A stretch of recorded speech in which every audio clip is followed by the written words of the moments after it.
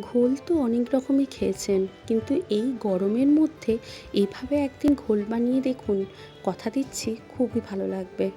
কিছুই না, একটুখানি একটা ছোট লঙ্কা, একটুখানি আদা, পুদিনা পাতা আর একটু ধনে পাতা আর বিট লবণ, এটা হামলদিস্তার মধ্যে নিয়ে ভালো করে থেতো করে নিতে হবে। তারপর একটা বাটির মধ্যে 2 চামচ মতো চিনি আর পরিমাণ মতো দই, আমি 2 কাপ দই নিয়েছি, আপনারা চাইলে কম বেশিটা করে নেবেন। এটাকে ভালো করে মিক্সড করে নেবেন চিনিটা যতক্ষণ না গলে যাচ্ছে। তারপর এই যে থেতো করে রাখা মিশ্রণটা, সেইটাকে আমরা দিয়ে এটার মধ্যে মিক্সড করে নেব। আর পরিমাণ মতো জল দেবেন।